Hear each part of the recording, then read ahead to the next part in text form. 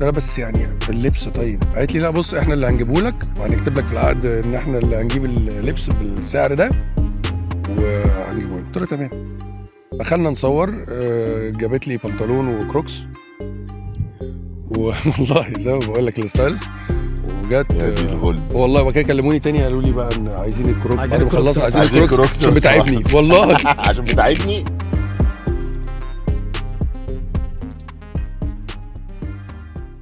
رجعنا لكم وحلقة جديدة من البودكاسترز، والحلقة الثانية من السيزن الصيفي من مراسي. وزي ما احنا شايفين لسه برضو متشيكين ولسه صارفين جامد. المرة اللي فاتت مع أحمد سعد جبنا لكم البحر، المرة دي مع مش هقول دلوقتي هو مين جايب لكم الجولف.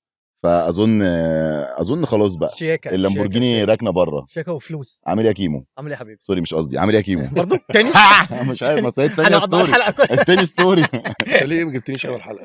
ايه ده؟ ليه ما جبتنيش اول حلقه؟ عشان انت كنت مشغول. طيب ماشي صح. انا مكلمك. حبيبي. وبعدين انتوا اتنين سمر نفس ايوه احنا نفس اللون نفس الفكره. انت ليه بتعمل كده كيمو بعمل في, إيه؟ في الناس؟ حرام عليك، انت راجل متجوز. ليه سيب لنا امان اي حاجه. طب ما تفتح القميص. افتح إيه اللي- القميص. لا انا قلت له قبل الحلقة، قلت له انا عيني على على الصندل. والله ادولك وحد والله شياكه. بس بعد الحلقه انت ما انا قلت لك بعد الحلقه هنصور بيه الحلقة وبعد كده بس انا هشيله في مبدئياً الإيديت. انا مبسوط قوي ان انا معاكم اصلا لان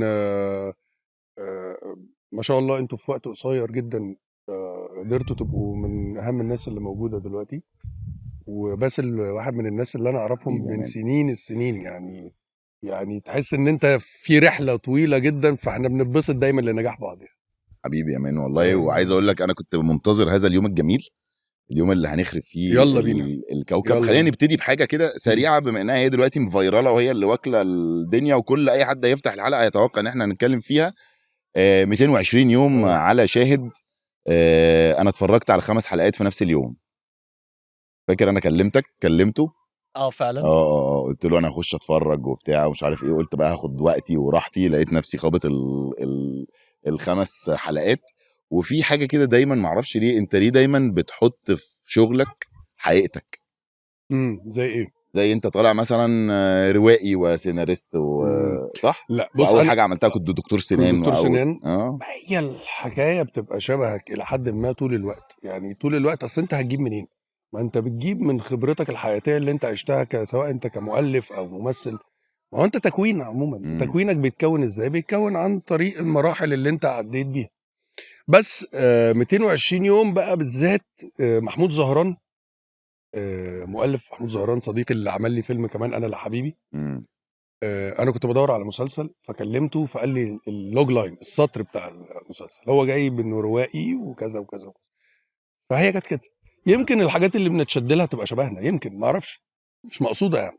طب وايه تاني عن المسلسل؟ اخبار صبا مبارك ايه معاك؟ والله صبا مبارك دي حكايه كبيره قوي. والله حكايه كبيره جدا.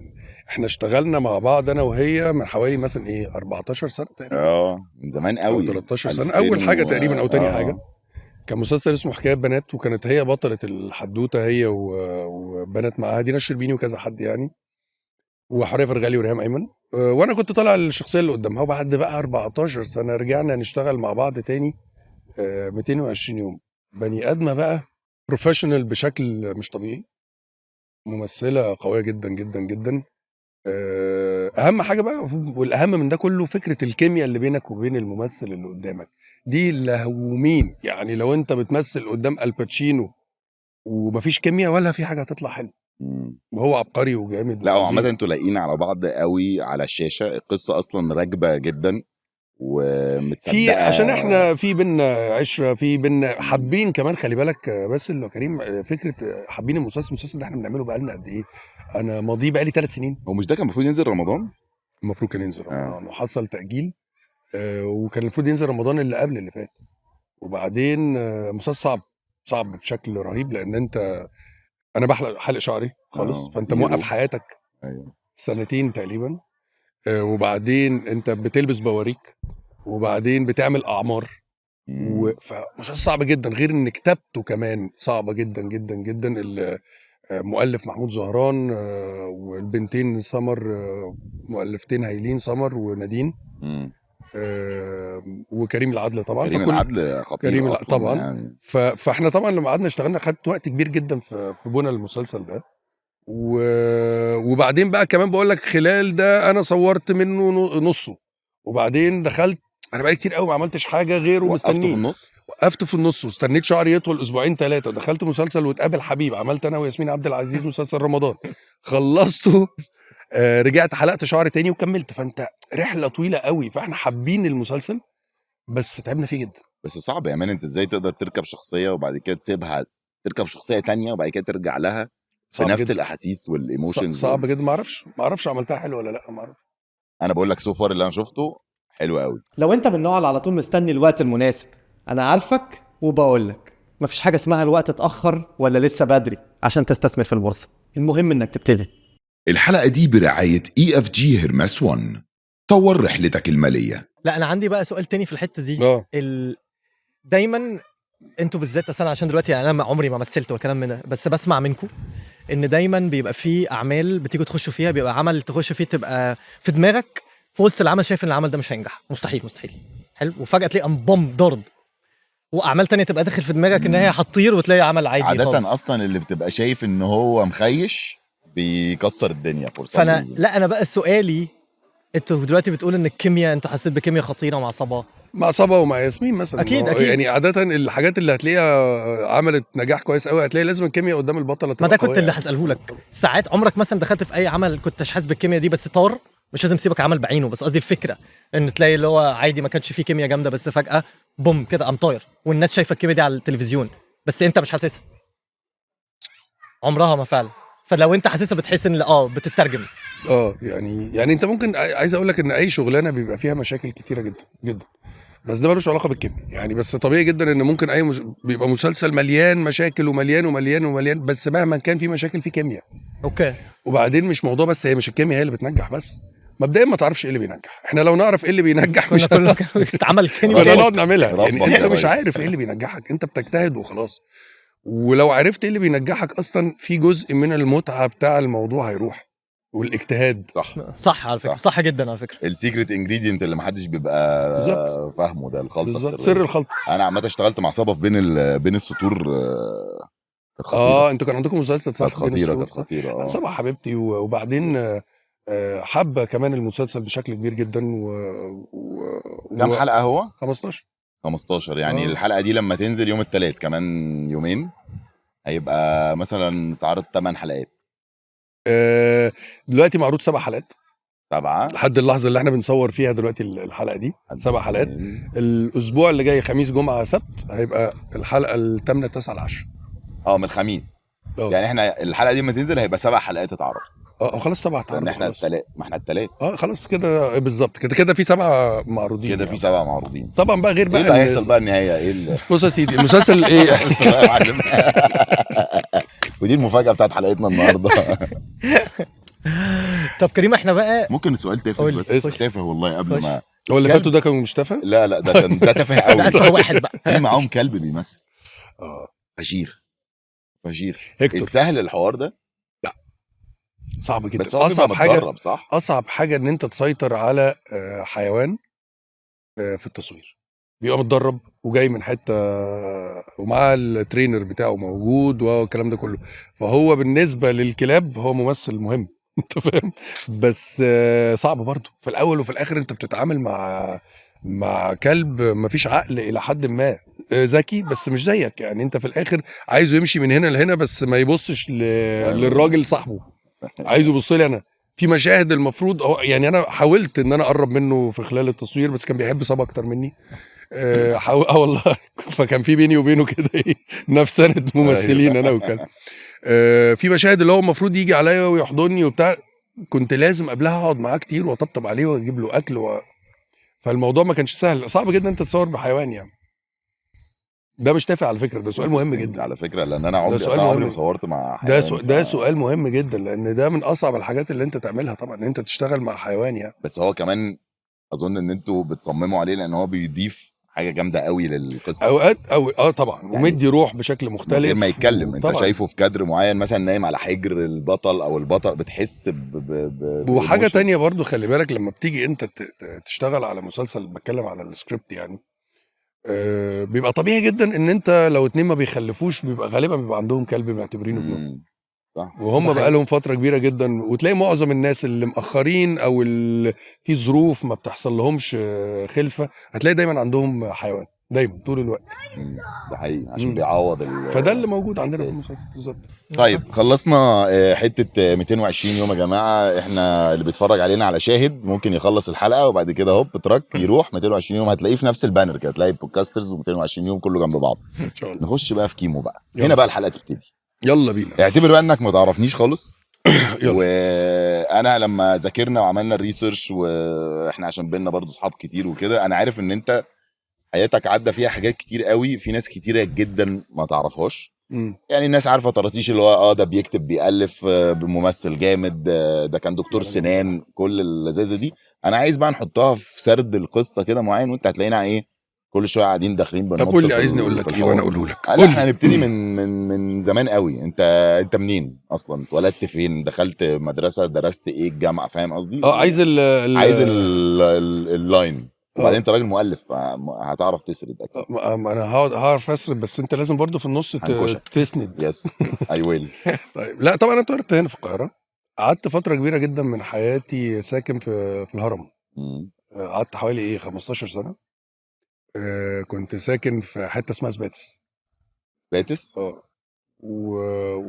كنت في مدرسه اسمها مانر هاوس. انت عارف مانر هاوس موجوده لحد دلوقتي يعني. والهرم ده يعني اسست شخصيتي انا واحمد بشكل كبير جدا يعني. ليهم طابع خاص ونشفتك بشكل مختلف. مدرسه كانت بتعمل موازنه الشياكه شويه والحاجات، والهرم طبعا في حته انجليزي كده شويه انجليزي تعرف تتصرف بيهم لما تكبر. كان يجوت التويلت بالظبط. وبعدين قعدت فتره كمان. في الفتره دي من الحاجات اللي اثرت جدا الكوره، الرياضه عموما يعني. انا امي كانت بتلعبنا كل الرياضات اللي تقدر. ولا باباك؟ لا بابايا كان بيجي ويحضر، وهو بيعرف يلعب كل الرياضات فاثر فينا. وكان بيجي دايما في الكوره يعني. ابويا كان دايما مسؤول عن حاجات ليها علاقه بالكوره. امي من واحنا صغيرين بقى اللي هو سنتين، انا كنت بعوم وانا عندي 2.5 سنين، ودي حاجه يعني معجزه ان واحد عنده 2.5 سنين بيعوم. فقعدت العب كل الرياضات لحد وصلت سن مثلا 8 سنين 9 سنين، وبدات بقى رحله الكوره، اهلي في زمالك في منتخب مصر. دي برضو عملت موازنه كبيره مع المدرسه. هي الرياضه اصلا وانت صغير على اي ما اعرفش جيلنا احنا كان الرياضه دي اهم حاجه في الدنيا بعد الدراسه يعني. طبعا. بس انا كمان بكلمك بقى في نقطه تانية، لو انت بتتكلم على تكوين شخصيه في طول الوقت عند الفنان عموما او الممثل او المؤلف او ايا كان، انت حياتك اللي انت اكتسبتها دي هي اللي بتاثر فيك وبتكون شخصيتك الفنيه دي من وجهه نظري. يعني فكره ان انت كنت في مدرسه كويسه وجنبك ابن وزير كذا وابن وزير كذا وبتاع، وفي نفس الوقت انت بتروح النادي تلاقي العيال الحلوه الجامدين بتوع 100 عقبه اللزاز فلان الفلاني بتاع مش عارف ايه، ففي خلطه من هنا على خلطه من هنا. انت ساعتها بتبقى ديستراكتد قوي. مش عارف اتعامل هنا ولا عارف اتعامل هنا. بس لما بتكبر شويه بتعرف ان ده كان احسن سيناريو حصل لك. هو السيناريست الاعظم دايما بقولها بس بتهاجم عليها. لا بس هي الخلطه خطيره. انك تعرف تجيب تعرف تخش سفاره تتكلم مع سفير، تعرف تتكلم معاه، وفي نفس الوقت تعرف تنزل الشارع تتكلم مع الغفير وتعرف طبعا وده اهم حاجه. وبعدين خلي بالك بتفرق معاك انت كمان لو احنا بنتكلم كمان على حته التمثيل بتفرق معاك في ايه. انت لو جه قال لك دلوقتي تعالى بس انت هتعمل مسلسل وهتعمل واحد شعبي، فرق كبير قوي بين ان انت عشت هذا الاحساس ومع الناس دي عشتها، وفرق كبير جدا انها اتحكت لك، فرق بين اتفرجت عليها في التلفزيون. دايما طول الوقت اللي عاشها هيجيبها بشكل مختلف حقيقي اكتر من اللي شافها في التلفزيون هياخدها بشكل سطحي لان هو ما عاشهاش. فانت عشت ايه، وده تكوينك دايما طول الوقت كفنان. انت بتتكون بمشاكلك، ودايما المشاكل هي اللي بتبنيك.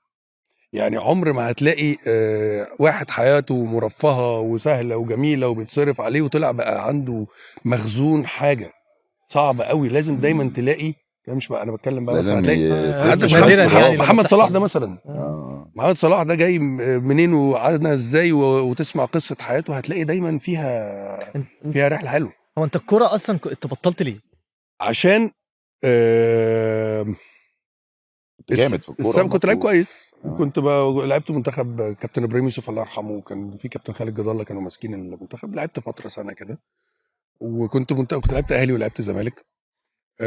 بس دي حاجات مش طبيعي واصحابي حد كلهم يوصل لها اصلا. واصحابي واصحابي دلوقتي كل الجيل بتاعي بقى خلاص بقى اعتزلوا يعني معظمهم، اللي هو في اسامه حسني بقى، على وائل رياض شيتوس، على يماني ميدو.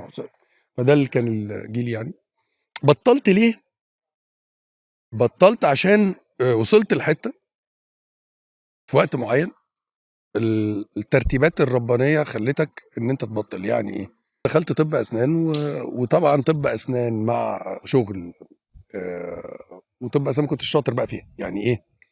دخلتها، لما دخلتها ما حبيتهاش زي ما انا بحبها، او كنت فاكر ان انا بحبها، او زي ما انت كنت متخيلها. كنت بحب الشغل فيها جدا، وكنت بحب اي حاجه ليها علاقه بالعملي. بس كان طول الوقت انا حاسس ان ده مش مكاني، انا حاسس ان انا مكاني في منطقه تانية. وكان دايما بيقعد يجي لي افكار. يعني انا في اولى جامعه جالي فكره فيلم بيبو بشير مثلا اصلا بس مش عارف اعمل بيه ايه. بس انت ساعتها كان ليك كسبت؟ اي علاقه بالعالم ده اصلا؟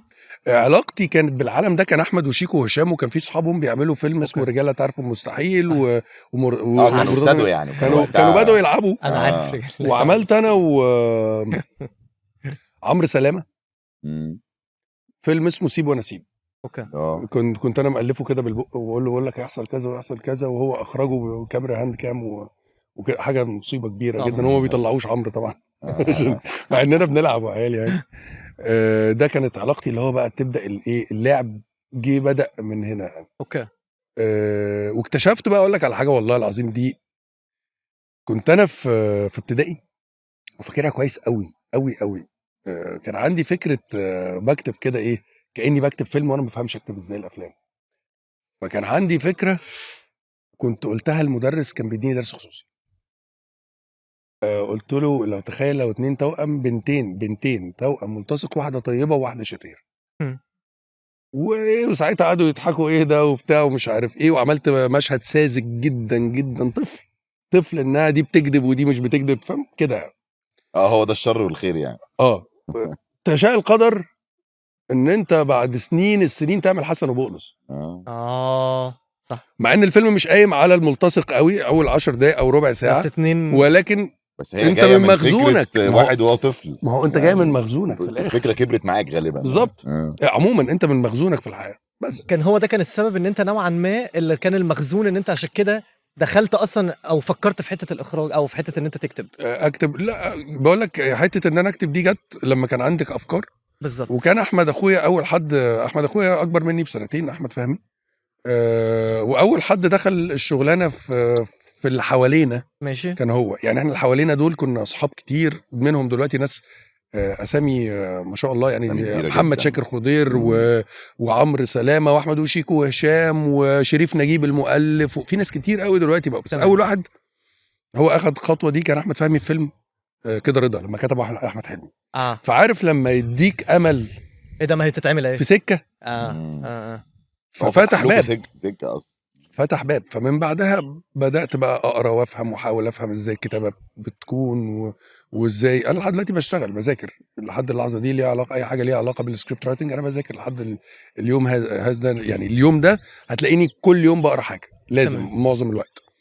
فلغايه ما اشتغلت على بيبو وبشير وكده، وكان معايا هشام ماجد فيه واشتغلنا. وبعد كده بقى بدات بقى انا اشتغل ككتابه اكتر حتى من احمد. بطل كتابه شويه يعني الفتره الاخيره. فده معناه ان انا بحاول بس دلوقتي اوصل القصه. فده معناه ما انا هكمل لك بقى. فده معناه ان لما حصل بقى فكره ان الشغل مع طب الاسنان مع الكلام ده كله، سبت الكوره ما عرفتش اكمل فيها. طبعا مستحيل. طبعا مستحيل. مع دلع برضه. لا دلع ايه يا راجل، انت بتروح الجامعه. ما انا شفتها دلع بقى، لان طول الوقت بيحسسوني ان انت بتأنب لك ضميرك الوقت وبتاع. هو بعد ما محمد صلاح قصته طلعت وعرفنا هو كان بيعمل ايه كل يوم عشان يروح الملعب. بس سؤال انت كنت فعلا جامد قوي كده، اكيد طبعا جامد عشان توصل الاهلي وزمالك، ده مفهوم. بس قصدي كنت انت شايف نفسك كنت فين؟ يعني كنت ممكن تخش فعلا انا شايف نفسي ما اعرفش الله اعلم كنت ابقى عامل ازاي، بس اعتقد ان انا كنت هلعب عادي، هلعب اهلي او أساسي. زمالك اساسي. انا اصلا كنت حاسس شايفك كده. لعيب كوره عادي يعني، اصلا بس اقول لك على الفورمه حاجه بقى تنفع عشان لعيب تعرف كورة. ان السيناريو اللي مكتوب لك احسن. انا كزايم خلاص اعتزلت. دلوقتي خلاص يا اعتزلت، ريس. صح. خلاص كده. انت فاهم قصدي؟ بس في نفس الوقت برضو انا حلوه دي، طبعا انت حلو البق ده. السيناريو ودتني وجبتني، فاهم؟ فعلا انت كان زمانك وبعدين دلوقتي انت اعتزلت. انت دلوقتي بعمل الحاجه اللي انا بحبها اكتر. انا ما بعرفش اشتغل حاجه انا ما بحبهاش. يعني انت حاسس ان انت حابب التمثيل والتأليف اكتر من الكوره؟ لا يعني هي صعبه شويه برضو، بس كشغلانه كشغل طبعا التأليف ثم التمثيل. خلي بالك كل ممثل اعتقد بيبقى عنده حته كده ربنا مديها له تساعده في التمثيل. انا بحس ان جزء كبير جدا جدا ان لو كان ربنا كتب لي النجاح في حاجه، ده لو حصل يعني انا عمري ما بقول على نفسي نجحت، فالتأليف ليه اهميه كبيره جدا جدا جدا في نجاحي ده. لان دايما انت بتفكر دايما في السكريبت اللي بيجي لك ايا كان ازاي تقدر تخليه لحم ودم من وجهه نظر المؤلف للممثل. فطول الوقت بتضيف لنفسك، مش قصدي للسكريبت لان مؤلفين محترمين جدا انا اشتغلت بس كيمو ده ابداعيا اللي انت بتقوله ابداعيا. اذا تسمح لي بهذا السؤال، انت هل التأليف ساعدك كزقه انك اكشلي توصل لمرحله الممثل اللي انت فيها دلوقتي؟ 100%. صح كده؟ 100%. اول فيلم كتبته كان بيبو بشير، واول مسلسل مثلته كان عرض خاص مش تأليفي. دخلت اوديشن زينا كلنا في الوفات الناس، لانه كان اول مسلسل بيتصور سينما. هادي الباجوري 16 مللي ده اللي فاهمين في شغلانتنا هيفهموا يعني ايه، دي حاجه ما اتكررتش تقريبا ولا اتعملت قبل كده. فده كان موضوع. وبعد كده عشان تقدر تكمل وتفضل موجود وتعمل اللي انت عايزه، لان كان بدا يتعرض عليا بعد عرض خاص حاجات ما كانتش عجباني، وبعدين الناس كانت بتقول انت مين انت عشان ما توافقش. فاشتغلت وكتبت فيلم هاتولي راجل. وهاتولي راجل عملته على 3 ابطال، وكان فيها احمد الفيشاوي والشيف رمزي وامي سمير غانم ويسرا اللوزي، وكنت انا وميرات لسه الجداد. كان ساعتها ميرات عملت الفيلم معانا يعني. وكان محمد شاكر الخضير برضو كان اول فيلم ليه، انا وهو اصلا عشره عمر انا وشاكر، لان احنا كنا طب اسنان مع بعض كمان. كمان يا راجل. لا انا وشاكر اصل احنا مش صحاب شغلانه يعني، احنا ما اشتغلناش مع بعض تاني بعد على فكره هاتولي راجل. بس انا وشاكر احنا صحاب عيله يعني، احنا اخوات اكتر ما احنا. فاحنا رحله. هاتولي راجل ده مثلا كتبته ساعتها ولا زالوا طبعا فيشاوي والشيف رمزي نجوم كبار جدا، اشيل لهم كل الفضل هم وشاكر، ان هم شاوروا انه لازم يعمل الدور لان هو شغال عليه بقاله 3 سنين عشان كذا. فده اداك برضو زقه تانية. الزقه الحلوه دي. كل ما بتيجي تشتغل شغلانه ويجي لك سكريبت، ما انت اوقات كتيره جدا بيجي لك سكريبت الفكره حلوه والدنيا بايظه. الفكره حلوه والدنيا بايظه، هنفضل قاعدين ولا هنقعد نشتغل؟ ما انت لازم تقعد تشتغل. فانت لازم حته المؤلف بتاعتك تطلع ويبقى لك بصمتك. يعني احنا مثلا في وتقابل حبيب، عمرو محمود ياسين مؤلف كبير جدا واستاذ كبير جدا طبعا، وصاحبي وصديقي جدا يعني. لما جينا عملنا المسلسل واتكلمنا وبنتكلم في الخطوط والكلام ده كله، جينا نتكلم في فارس ابو العزم. فارس ابو العزم ده يعني هو دايما بيقولها سواء فارس ابو العزم او مراد السويفي، فهذه شراكه ما بيني وما بين عمرو، لان من هنا على هنا على هنا على هنا بنت الشخصيه. ولكن في الاول وفي الاخر في خط درامي كبير هو عامله محترم جدا جدا جدا، ومش محتاج اتكلم على عمرو يعني. انا فهمت مدرستك كده، ماشي. طب انا عندي معلش سؤال هيخرجنا شويه بره الموضوع ده، بس انا عايز يعني ايه ارجع لشخصيتك شويه. ماشي. عايز اعرف ايه السر، او انت شايف ايه الفكره في ان انت كنت كوره رحت لحد الاهلي والزمالك، دخلت في عالم التمثيل والتأليف وكده وعملت نجاحات الحمد لله كويسه جدا. في نفس القصه في السنين دخلت وخلصت وابتديت فيها. ايه اللي مخليك شايف او انت مقتنع ان انت لما بتخش بتحط حاجه في دماغك بتكملها لكتير؟ اصلا انت اللي انت حكيته ده دي حياه واحد دخل طب اسنان وخلص، وده حياه واحد دخل بقى كوره وخلص، حياه 3 بني ادمين، وحياه واحد دخل بقى مؤلف وخلص، وواحد بقى ممثل وبيخلص. فاهم قصدي؟ سيبك بقى ان الناس ممكن تشوف نجاح فين بالظبط مقاسه فين، بس انت ما زلت رحت لحد مرحله بروفيشنال يا سيدي. حلو. انت في رايك ده بسبب ايه؟ بما ان انت راجل مؤلف فاكيد انت بتفكر في الحاجات دي. انت بودكاست عميقه كده، حته حلوه. يعني بص انا بشوف دايما طول الوقت ان انا ما عنديش تاني اقولها لك. انا لو اعرف انا بعمل ايه مش هعمله. يعني انا ما اعرفش ايه اللي بيحصل. انا الحاجه بالنسبه لي اللي بحبها بديها اقصى حاجه ممكن.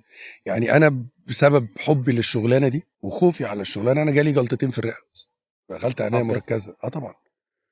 فده من كتر ما انا يعني انا اللي بيشتغل معايا طول الوقت بيبقى شايفني متوتر وعصبي.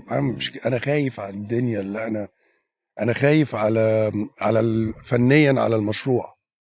انا خايف على فلوس المنتج ده. خلي بالك، ما هو انت لما بتتحط يا كريم دلوقتي، كريم انت هتعمل مسلسلك او فيلمك، ما هو انت برضه عايز تعمل كل حاجه من وجهه نظرك مظبوط، بس في نفس الوقت برضه لازم في وجهه نظر بتاعت المنتج اللي هو لو انت ما جبتلوش فلوس يبقى انت بتخرب بيته ومفيش امانه برضه. طبعا انت محطوط طول الوقت تحت ضغط. فطول الوقت انا بحب احاول على قد ما بقدر الحاجه اللي بحبها اجيب اخرها. وده مش قرار، انا بكتشف ان انا بحاول اعمل كده. ده مش قرار، انا عمري ما قررت ان انا بقى هقعد. انا اوقات كتيره جدا ممكن اقعد اشتغل بقول لك على فيلم اكتشف ان انا بقى لي سنه ونص شغال عليه، مش يعني سنتين. ده كصناعه وايز وفلوس بتخش لك، ده غلط طبعا. فالحسبه نفسها مفيش حسبه اقدر اقولها لك ممسوكه ولا ملموسه. انا بحب الشغلانه بس، هي دي ده ملخصها. وبتضايق جدا، بتضايق جدا من اللي واخد الشغلانه كده سبوبه. انا بزعل جدا لانها شغلانه مهمه قوي، شغلانه واللي مش وبزعل جدا من اللي مش فاهمها، وبزعل جدا من اللي شايفنا داخلين نهزر، وبزعل جدا من ان احنا نصدر طول الوقت، مش احنا، بعض الناس تصدر طول الوقت في الكواليس ان احنا عمالين بس بنهزر. ممكن تحصل، انا عملتها انا وياسمين كنا بنهزر اوقات كتيره بس مش طول الوقت. دايما احنا متصدر عننا فكره ان دول ممثلين يا عم، دول حاطين ايد. لا، احنا بنعدي بحاجات شغلانه مرهقه، شغلانه صعبه نفسيا جدا وجسديا. اقول لك على حاجه، اسهل حاجه فيها ان انت تقف قدام كاميرا. دي اسهل حاجه في الشغلانه كلها. لا وفي مذاكره وفي سهر وفي قله نوم وفي تركيز وفي مشاعر بتتغير. انت في اليوم ممكن يجي لك 12 نوع مشاعر مختلف، تعيط وتضحك وترقص. ده في 220 يوم 220 يوم 220 انت اصلا ده انت في خلاط يا معلم. خلاط. ده انا كمان عايز اقول لك ان ما قبل التصوير صعب جدا. انت بتطلع تحلق شعرك زيرو، واوقات بما ان الحلقه السابعه هتبقى اتعرضت بيبقى عندك بيعملوا لك سكار، جرح العمليه، وده بياخد وقت. وبعدين بتشيل الجرح، يعني تلبس باروكه بتاعت مثلا الاولانيه، وبعد كده تشيلها، بعد كده تلبس باروكه بتاعت سن مثلا الخمسينات، وبعد كده تروح عامل تجاعيد. انت ممكن تقعد في اليوم بتغير شكلك لا يقل عن 4-5 ساعات كل يوم. دي دمها تقيل قوي. لا ومرهقه جدا. لا ومرهق. لا وايه بقى الباروكه؟ ما انت برضو خلي بالك مشاكلها مش سهله. يعني ان انت تحاول تعمل باروكه قريبه جدا من شعرك دي مش سهله جدا خالص. أيوة. فانت برضو انت كممثل عليك مسؤوليه بتاعت ان انت مش هنزل من الكرفان الا وهي مظبوطه الى حد ما، الى ان المخرج يقول لك دي بتاعتي تقلقش خلاص تمام. هي دي اللي بكلمك فيها. عمرك ألفت حاجه وكنت عايز تطلع فيها والمخرج قال لك لا؟ حصل لي فهتولي راجل حاجه شبه كده بس ما كانش مخرج. زي ما بقول لك كده انا كنت كاتب الفيلم عشان ادي نفسي زقه كمان كممثل. ما هو ده اللي انا لو بألف هكتبني في كل لا انا عملتها مره في هاتولي راجل، وبعد كده بقت هي مكمله. يعني هي بقت مفيده لكريم فهمي الممثل حتى في الحاجات اللي انا بقول لك انها مش تأليفي. هي بيبقى لك بصمه ما غصب عنك. يعني انا بحمد ان انا بشوف ان كل واحد عنده رزقه، وانا بشوف دايما ان ربنا مديني رزق كبير في المنطقه دي بتاعت الكتابه. فممكن بس اللي يبقى عنده ربنا مديله رزقه في شكله، في اداء عبقري، في ممثلين ادائهم عبقري. يعني انا بشوف مثلا ان تايسون ده من عبقري خطير. انا بحبه قوي صراحه، عبقري، تمثيله حلو قوي. فمش شرط ان انت تبقى عبقري زيه، ممكن تبقى انت بتوازنه في حاجه تانية ربنا كرمك بيها مثلا في فاهم انا بكلمك فين؟ انا كنت بقول حاجه ونسيب بقى يا كريم. كنت بقول ايه؟ لا خالص والله، لا بالعكس. انا كنت فبقول لك على هاتولي راجل. فجينا انا فاكر كويس قوي بقى سنين بقى بتكتبه. فجينا انا هكلم شريف رمزي، يا ابني انا ما حدش كلمني عشان امضي ممثل، كلكم مضيتوا الا انا. هو ايه اللي بيحصل؟ انا فاكر كويس قوي.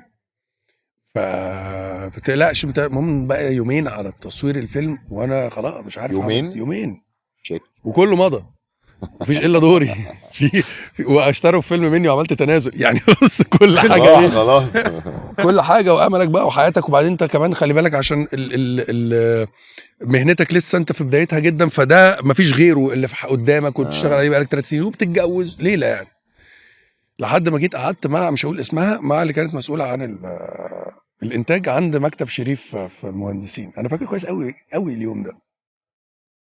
فقالت لي اتفضل ممكن بقى نقعد في الاوضه اللي جوه. قعدنا في الاوضه اللي جوه.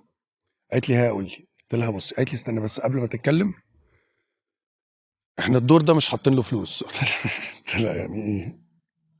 انا حافظ الدخله دي والله. فقلت لها يعني ايه؟ قالت لي الدور ده احنا مش حاطين له فلوس، والله لو مش عايز احنا بكره هنجيب فلان الفلاني بالنص وكده بالنص. دي وحشه قوي دي، والله وحشه قوي ان بكره هتجيب كذا. دي عمري ما انساها ولا عمري انساها. ما انت طول الوقت اتحطيت في الحاجات دي كتير، انا احكي لكم حاجات منها كتير. المهم فقالت لي موافق ولا لا؟ قلت لها موافق. انا مش هاممني الفلوس خالص يعني. انا الفلوس اخر همي على فكره لحد اللحظه اللي احنا بنتكلم فيها دي وانا بكلمك. انا اخر همي الفلوس. انا لو مش همي الفلوس كنتش عملت 220 يوم دول 3 سنين قاعد حالق شعري زيرو، لا في حاجه بتجيلك ولا فلوس ولا الا وتقابل حبيب بس قلت له لا بص انا كده بفلس يعني، محتاج ان انا اخش.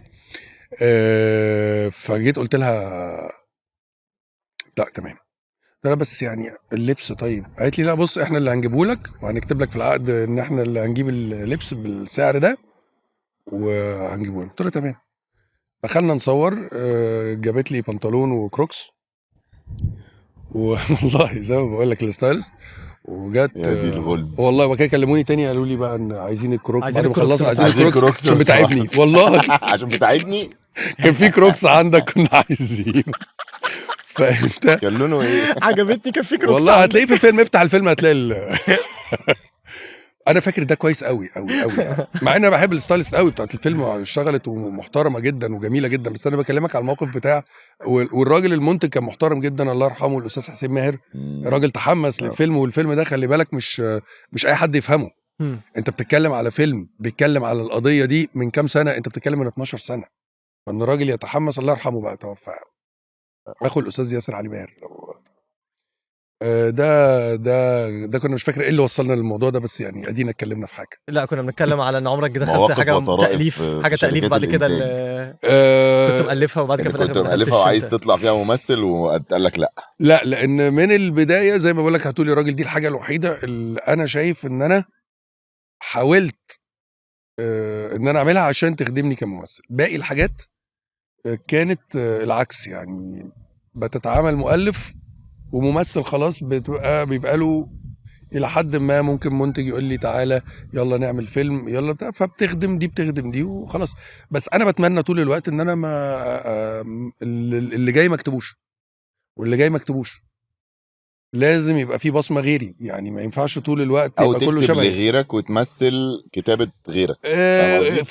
فكره ان انا اكتب لغيري عملتها 3 مرات 4 مرات. كان في بيبو بشير ومستر ومسز اويس وزنقة الستات حسن الرداد وإيمي سمير غانم، وفيلم اسمه ندى فيلم قصير عادل احمد يحيى، وده اخد جوائز كتير في مهرجانات دوليه بس فيلم قصير يعني. دول اللي انا كتبتهم مش ليا. الفكره في ايه؟ ان انا لما باجي اشتغل وبكتب قصاد الناحيه التانية ما بلاقيش الحاجه بسهوله، حاجه تعجبني ان انا اشتغلها. فبقول طب مش على مزاجك يعني. فطب يا الا حاجه من الاثنين، يا هكتب لنفسي يا الا هشوف مشروع واقدر افضل اشتغل مع المؤلف عليه مره واثنين وثلاثه وما. بس انا متخيلها صعبه جدا ان انا ابقى بالف حاجه وفي نفس الوقت انا بمثل جواها غصب عني. هفضل طول عمري حاسس ان كأن كاني انا اللي بخرجها في نفس عارف الاحساس ده اللي هو لا ويجي زميلك مخيف. يقول حاجه اه تحس اللي هو لا لا لا انا مش عايزه انا كده ما كتبتهاش كده. لا بص يعني انا محظوظ، انا بني ادم محظوظ ان انا كل اللي اشتغلت معاهم ناس فاهمين ان انا قد ايه بحب الشغلانه وبحب السكريبت بتاعي قوي، يعني بشتغل عليه بقول لك بالسنين، فدايما بيبقى عندهم احترام للحته دي، حتى لما بيجي يقولها بيحاول يبقى بتتقال مظبوط، ولما بيبقى عايز يقول حاجه انا بيبقى دايما في اتفاق ما بيني وما بين المخرج لما بقى مؤلف للعمل، ان لما بيبقى حد عايز يغير اي حاجه يروح للمخرج، شايل انا هيروح للمخرج، لان في حساسيه دايما طول الوقت ان انت برضه ممثل، فيروح للمخرج. المخرج دايما بيبقى فيه بينك وبينه طول الوقت الى حد ما، لان دي جوازه، يعني انت المخرج والمؤلف دي جوازه، فطول الوقت بيبقى احنا على بنظبط مع بعض كمؤلف، بس في الاول وفي الاخر الكول بتاع المخرج برضه. مش حاسس ان انت هتخش في اخراج يلا بينا بما ان انت اوريدي خلاص فاهم؟ ما اعرفش يعني ما اعرفش، بس عايز؟ خطوه بص انا ساعات كتيره جدا بقعد اتفرج على حاجات مثلا بيبقى ليا وجهه نظر اخرى انا نفسي اشوفها بشكل تاني، اكيد جوايا طاقه لده، بس انا ما اعتقدش ان انا دلوقتي ان انا اقدر انافس ناس باسماء كبيره جدا جدا في السوق، ايا كان بيخرجوا جونرته ايه، ما اعتقدش ان انا دلوقتي حالا في اليوم اللي انا بكلمك فيه في البودكاست ده ان انا اقدر انافسهم، وانا ما بحبش اخش حاجه وانا ابقى فيها نص نص.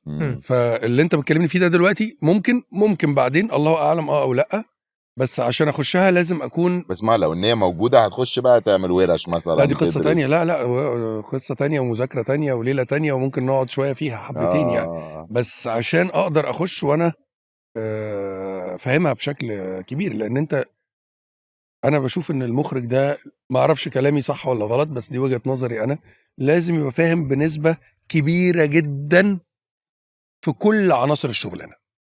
اكيد مش لازم يبقى فاهم زي المؤلف بنسبة المؤلف طبعا. او مدير التصوير في الاخر بس هو لازم يبقى لما بيتناقش مع المؤلف يبقى فاهم يعني مجمع ايه بيعمل ايه يعني بنى وستراكشر وليلة، لازم يبقى فاهم. لما يجي يتكلم مع مدير التصوير لازم يبقى فاهم، فدي ليلة كبيرة، انت مش بتذاكر بس زوايا وحاجات وبتاع وهتخرج ازاي، انت لازم تذاكر كل حاجة. فدي موضوع تاني يعني. طب عمرك كان في اصلا شغلانه غير ال6 7 اللي انت عملتهم دول؟ عمرك كان في شغلانه او حاجه حلم كده معين كنت عايز تعمله بس ما عملتوش؟ يعني غير كوره غير التمثيل وغير ولسه حاسس ان ايه ده لسه ما لحقتلوش ده؟ خلي بالك انا لو قلت لك ان اكتر شغل انا ما اعرفش اشتغل اي شغلانه في الدنيا غير الشغلانه اللي انا بشتغلها يعني بس قصدي ما فيش فقره في حياتك كنت بتفكر تبقى كذا وما لحقتش؟ لا لان طيار مثلا بس انت كل حاجه مع نفسها خالص يعني طيار حاسك كان حلمك يبقى طيار ونعملها في فيلم نعملها في فيلم هو احنا بنشتغل كل لذيذ بقى موضوع الافلام ده في كده، هو حلو بقى انت كل شويه بتعيش حياه متعه الشغلانه برضو زي ما قصاد انها متعبه، متعتها برضو من متاعها يعني ان انت بتقدر تشتغل اي شغلانه انت عايز تشتغلها او بيجي لك شغلانات كتيره جدا بتشتغلها لا فممتعه يعني. تقدر تعمل حاجه غلط ما تحاسبش عليها انت ده يا جدع والله تبقى حرامي وتقتل صح تقتل وما تتقفش وحاجات كده. انا كمؤلف انت بتبتدي يعني ممكن تمشيني كده في طريق ان انت لما بتيجي تفكر في فكره جديده بتبتدي فيها ازاي؟ او يعني ازاي حد بيبقى مؤلف؟ هل مثلا بيبقى في ستراكشر معين تبتدي تكتب حاجات كده مع نفسها؟ بتجيب الفكره ازاي؟ لا مش بتجيب الفكره ازاي بتخلي الفكره دي تبتدي تتنقل ان انت ممكن تالفها لحاجه؟ يعني انا جالي الفكره ان انا مثلا دلوقتي عايز اعمل فكره 2 بيحبوا بعض وسافروا وعملوا كذا، ايه الخطوه اللي بعد كده بتعمل ايه؟ انا بشوف دايما ان الكتابه لازم يبقى عندك بالانس ما بين العلم والموهبه. تمام. والموهبه دي رزق من ربنا وحجمها بيكبر او يصغر على حسب اللي ربنا مديهولك وعلى حسب الرزق والافكار اللي بتجيلك، دي مش متحكمين فيها احنا ابدا. تمام. ابدا. انا عمري في حياتي ما جيت اقول انا عايز الف فيلم عن كذا كذا كذا كذا واقعد افكر لغايه ما يجيلي، لا. هو انا ببقى قاعد معاك دلوقتي حالا كده في حاجه ربنا بعتها مش بتاعتي، سطر لوج لاين مش بتاعي خالص، معرفش جالي منين. انا فاكر كويس قوي مثلا فيلم علي بابا اللوج لاين بتاعه ان واحد خلف بنت قده تقريبا والرقاصه، ده جالي وانا في اوبر في دبي وايه بقى، انا بقالي شهور بدور على فكره فيلم لذيذه، مفيش. وخلاص ماشي بالعربيه لقيت ايه ده، جت منين معرفش. دي الفكره تمام بتتبعت من عند ربنا، دي وجهه نظري. تمام. دي انا ما يعني ما عمري ما كان عندي حاجه انا هعمل فعمل بتتبعت. وبعدين بيبقى عندك بقى مراحل كتيره في الكتابه. اول حاجه انت بيبقى اللوج لاين ده معاك، يعني تكتب له سينوبسس يعني ملخص. ماشي. وبعدين بتروح عامل حاجه اسمها تريتمنت اللي هي المعالجه. ماشي. وكل واحده فيهم ليها طريقه وليها طريقه شكل معين علمي.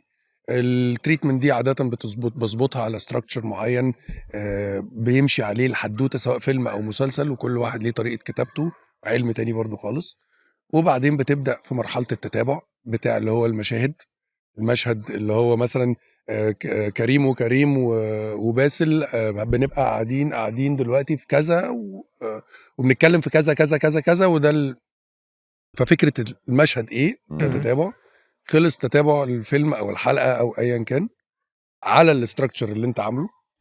قصدك ايه بالستراكشر؟ معلش انا اصلا بره الكلام ده خالص، عشان كده بحاول افهم. يعني دايما بتبقى طبعا العلم كل شويه بيتطور، بس انا بكلمك على المتعارف عليه. مثلا في سيت فيلد، في كذا نوع من انواع الاستراكشر، بس في سيت فيلد مثلا بيقسم لك الفيلم ل 3 اكتس، اكت 1 اكت 2 اكت 3. اكت 1 25%، اكت 2 50%، ماشي اكت 3 75%، فبيتقسم بتاعه. اكت 2 ده متقسم لنصين.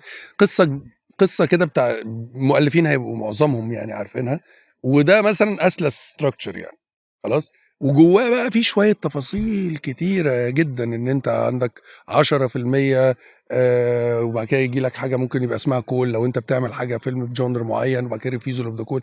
قصه كبيره بتظبط عليها الموضوع، يعني ما هياش بتشتري لابتوب وتبقى مؤلف. ما انا عشان كده بسالك. وده طول الوقت اللي انا بقعد اتكلم فيه دايما مع حتى اصدقائي المؤلفين الجداد، ونقعد نتناقش والكلام ده كله، عشان لازم يبقى عندك علم مش موهبه بس. لازم يبقى عندك علم، لان انا مقتنع ان انت عندك علم من غير موهبه هتشتغل فيلم وهتكتب فيلم بس هيبقى ما فيهوش روح. موهبه من غير علم هتبقى عامل زي لعيب الكوره اللي لعيب قوي قوي قوي قوي بس ما بيفتش فرقته، عشوائي. أيوة. مش فاهم يتحرك فين في الملعب. نفسه. العلم ما هو الا ان انت بينظم لك افكارك اللي ربنا بعتها لك دي بكل بساطه وبكل سلاسه. بعد كده بعد مرحله التتابع بتعمل السيناريو والحوار. يعني ده ملخص بس السكريبت يعني نفسه اللي هو باسل قال كذا كذا، ده بره الكلام ده ولا ده ازاي؟ بعد التتابع اوكي في حاجه اسمها سيناريو وحوار. ده انت برضو اللي بتكتبه؟ طبعا. ايه ده؟ انا فاكر ان ده حد غير. ساعات في ناس يعني ساعات انت بتالف القصه وبعدين هم يجيبوا سيناريست يكتب. انا بتكلم على افلامي انا، الحوارات. انا بتكلم على افلامي انا اللي نزل عليها تاليف كريم فهمي. بس انت بتعمل الاثنين. انا قصدي في ناس تانية بتالف ويجيبوا ورشه كتابه بقى يعملوا السيناريو. يعني عاده ده ممكن يكون بيحصل اكتر في المسلسلات، بس لما تيجي تتفرج على المؤلفين او اعمال المؤلفين اللي موجودين هتلاقيهم لا هم اللي بيكتبوا الحوار.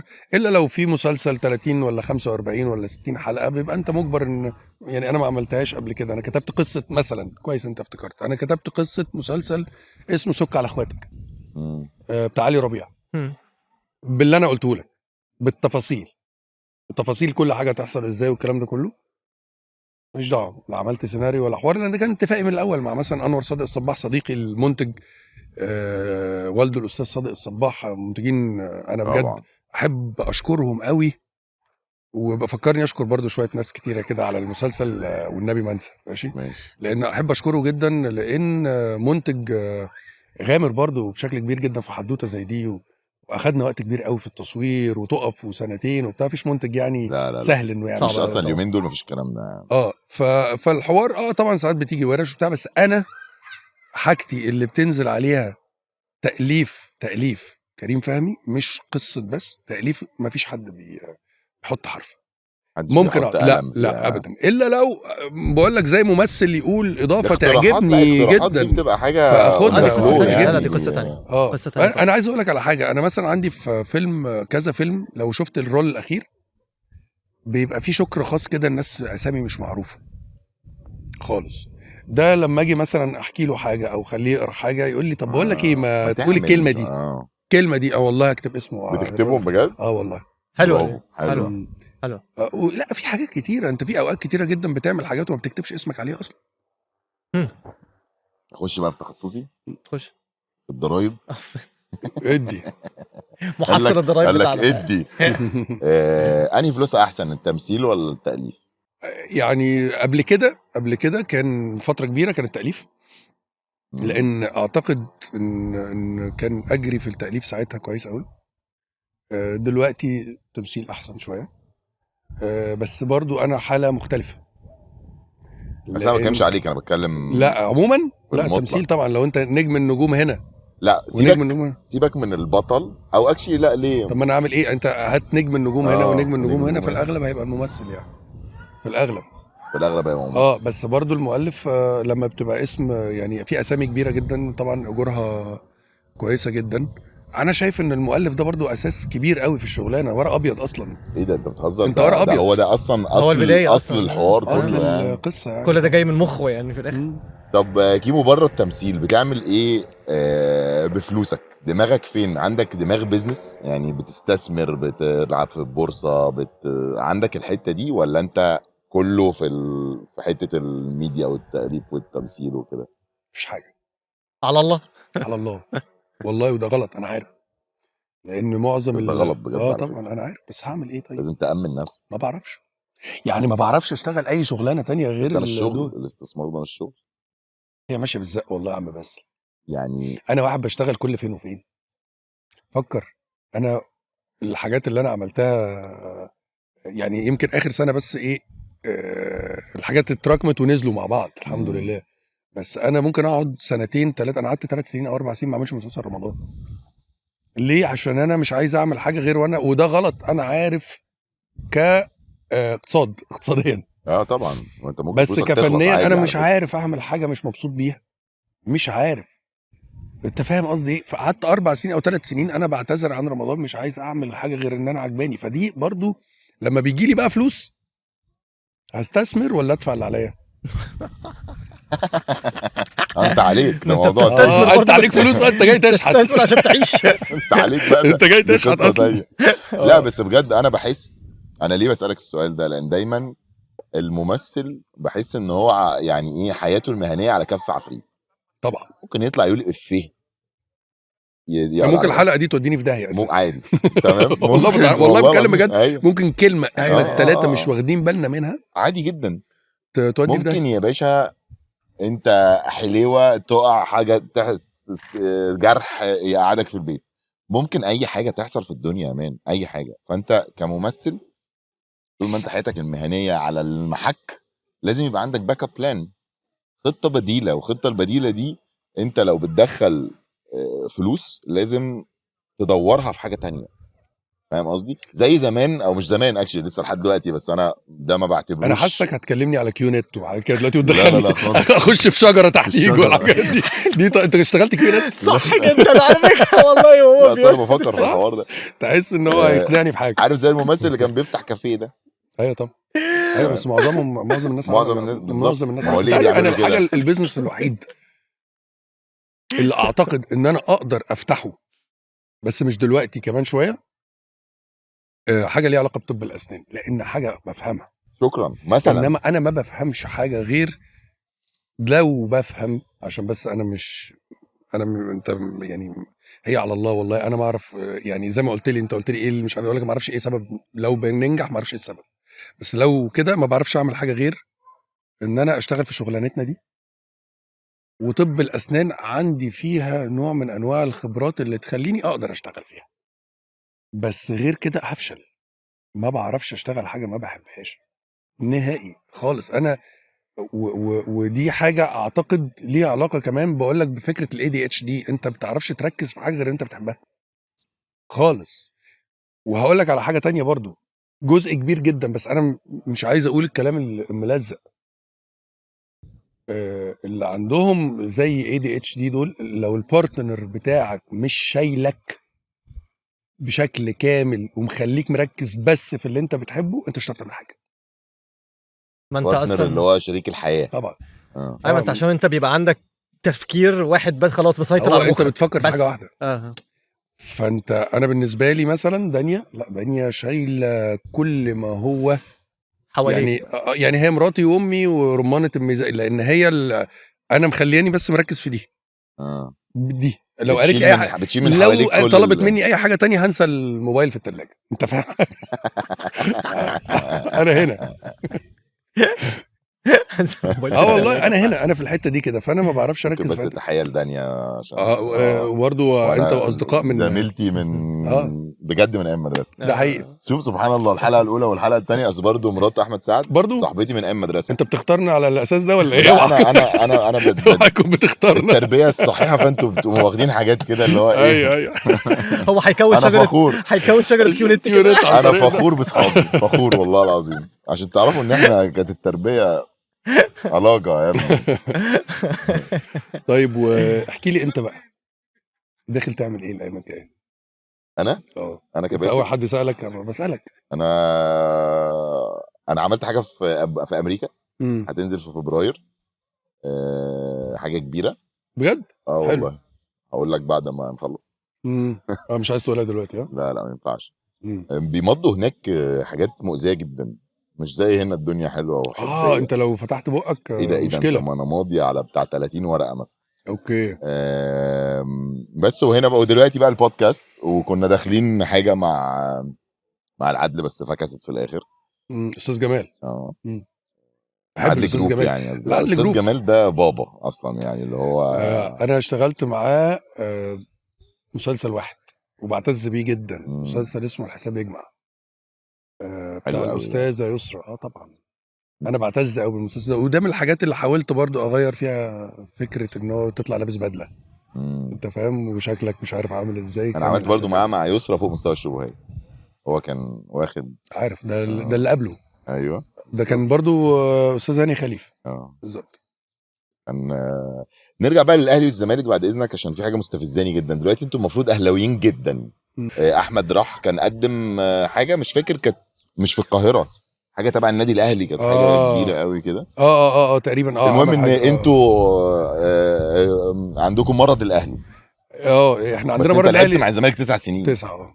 ازاي؟ ليه؟ ايه اللي كان يعني كانوا بيعملوك ازاي في البيت اصلا؟ مبدئيا علاقتنا بالاهلي لا خالص. احنا علاقتنا بالاهلي بدات من امي كانت بتخش النادي وهي حامل فينا، فانت فاهم. انا كنت بخش النادي الاهلي وانا في بطن امي حرفيا. انت فاهم احنا في انهي منطقه. وبعدين عشنا حياتنا كلها بالرياضات بالحاجات بقى الكلام ده كله لحد ما وصلنا لسن مثلا 8 أو 9 سنين، وبدات فكره الكوره، وقعدت لعبت 2 أو 3 في الاهلي. وساعتها ما كانش غير في نادي الاهلي الجزيره بس، ومفيش ملاعب، كانش في ملاعب، كانش لسه في مدينه نصر، مفيش زايد.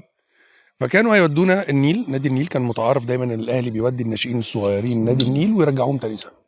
ساعتها مش عارف مين اقترح على ابويا وقال له ما توديه يروحوا الزمالك وبتاع ومش عارف ايه بدل ما يروح النادي النيل.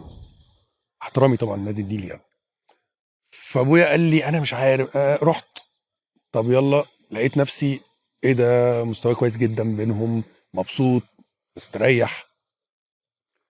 بس انت اهلاوي. بس انا اهلاوي، وكان معروف جوه النادي على فكره بين المدربين ان الواد اهلاوي. بس كانوا بيحبوني جدا، لان انا طول الوقت انا لعبت الاهلي وجبت جوال في الاهلي جبت 3 جوال في الاهلي وكنت مخلص جدا للتيشيرت اللي انا بلعب ليها وعايز اقول لك ان ده احساس غريب جدا انت تجيب جول في الاهلي. ايه يعني؟ ومخلص جدا. واقول لك بقى حاجه كمان، الواحد لما كبر شويه يعني، انا اهلاوي بقى متعصب يعني، متعصب جدا. بس العصبيه لما كبرنا شويه فهمنا الموضوع بشكل مختلف. انت دلوقتي لو جيت قلت لي اي بني ادم عاقل يعني، اهلاوي عاقل او زملكاوي عاقل برضه، لو جيت قلت لي سالتني قلائل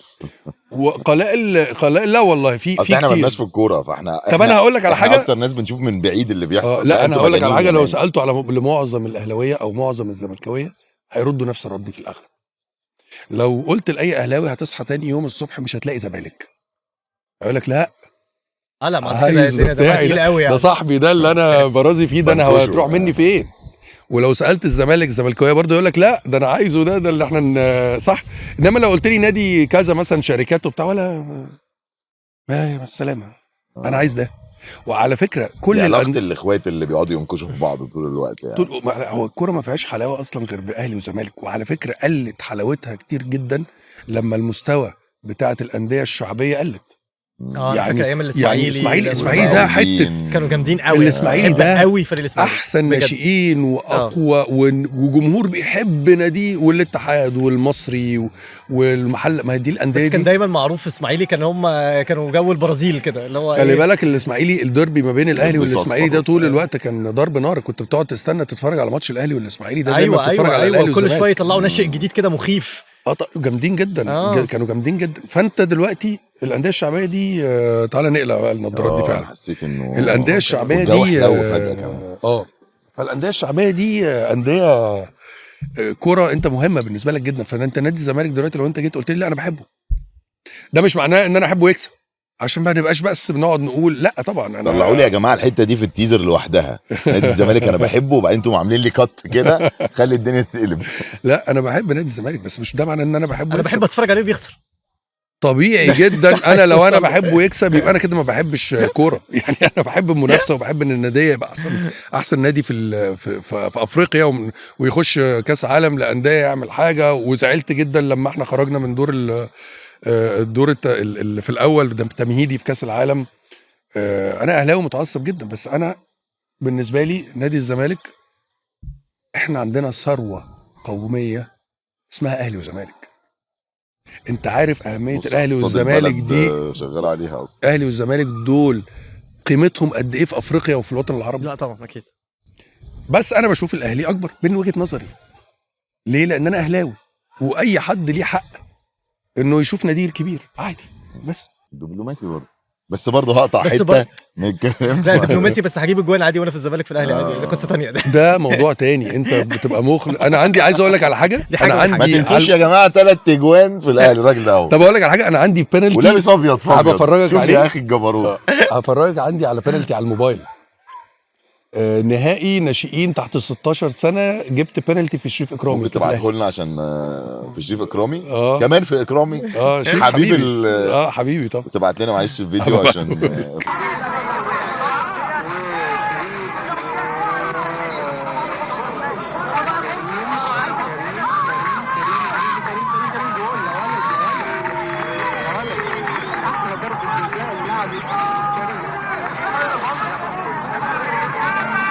واقول لك على حاجه تانية برضو.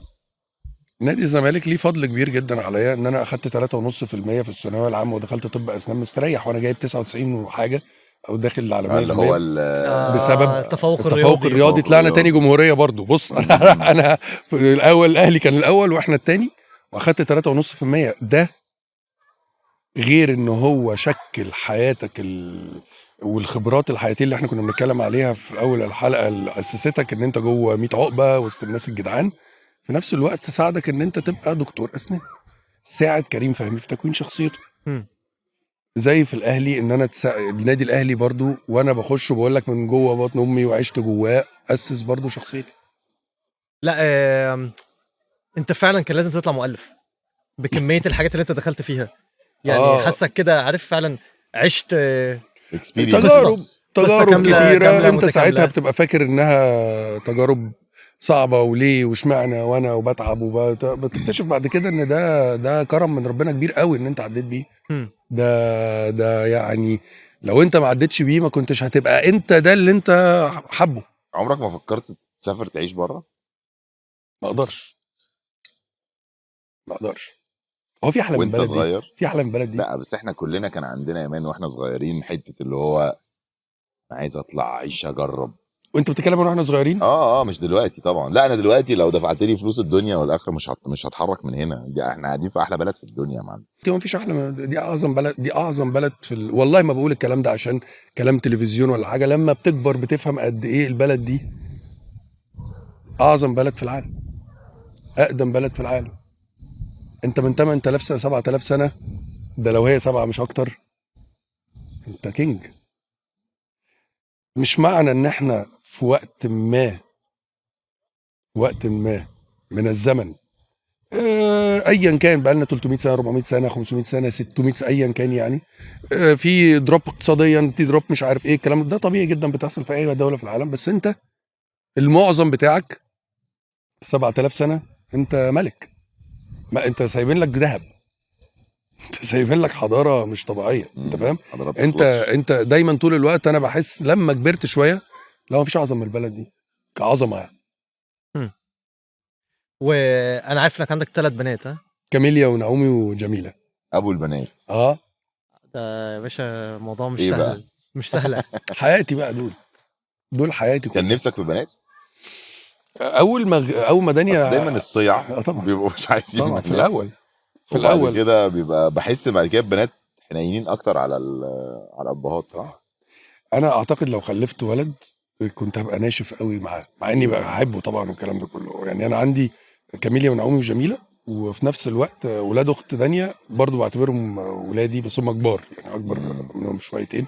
في احمد هو قاعد ورا، هو ده بعتبره ابني، بس تلاقيني ناشف معاه اوقات اكتر بكتير من البنات بدلع فيها، بدلع اكتر بكتير يعني. اول ما دنيا حملت في كاميليا وبتاع فانا في دماغي ان ده ولد، يعني انت مهيأ كراجل ان ده اللي جوه ده ولد، بتتكلم عنه ولد. فلما رحنا للدكتور فقال لي بنوته زي القمر. ما سمعتش النبضات فقلت ده دي بنت. شفت بقى انا بنت. متابع ازاي. دي مشهد في 220 يوم بجد قالوا له ولد. بجد انت ما اتفرجتش يا كريم لحد اللحظه دي؟ انا مش سايب بعد الحلقه اتفرج على ال7 حلقات خبط. ماشي. كساب قوي بس حلو عجبتني نعديها. لا تمام.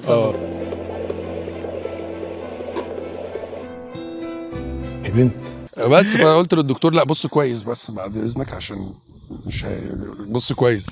قال لي بنت وزي القمر. نزلت اليوم ده ما اعرفش في مشاعر غريبه، لان انت طول الوقت مهيئ نفسك انه ولد.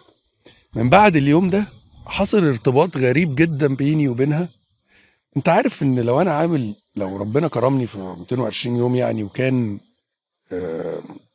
وربنا كرم يعني في حاجه، وخصوصا في اللاين بتاع بهيه، فده عشان انا خلفت بنات. ده عشان انا حاسس ان انت برضو من الخبرات بتاعت فكره ان انت خلفت بنت. انا طول الوقت حاسس وانا في المسلسل ان دي بنتي، دي واحده من بناتي كاميليا ونعومي وجميله. فالاحساس اللي انا حاسه دايما طول الوقت ليه تحس انه حقيقي، انا حاسه جدا فادني مثلا. ودايما الافلام اللي عملتها تلاقي البطلات باسامي البنات، يعني حسن وبولس هتلاقي كاميليا، وديدو هتلاقي نعومي. حلو قوي الاسامي. مين اللي سمى، انت ولا دانيا؟ دانيا سمت كاميليا ونعومي وانا سميت جميله. وعايزين تاني ولا لا الحمد لله. ليه يا عم في ايه؟ كفايه الحمد لله قوي. طبعا 3 قضيت على كده. الحمد لله كده. عشان بعد واحده استثمر يا جدع. ابيع يعني اجوز واخلف؟ يعني اخلف وابيع ولا ايه؟ مش لا امال استثمر في ايه؟ عشان لو عايز تجيب خلف ونخليهم ينزلوا يشتغلوا. مش كده برضه. لا ده انا البنات دول اللي اتدلع. البنات دول انا بتمنى ان هم يتدلعوا يا عم ويبسطوا وما يشيلوش هم. لو واحده جت قالت لك بقى عايز اشتغل شغلانتك هتقول لها ايه؟ عمري ما انا بني ادم اصلي، خلي بالك، مش ديكتاتور ابدا يعني. الا حاسك ديكتاتور سيكا في بعض الاوقات في الشغل زي ما اتفقنا لما بتلاقي مصيبه بس. لا بتكلم سيبك بقى من الشغل، احنا دلوقتي بنتكلم على كاميليا وجميله ونعومي واللذيذه دي.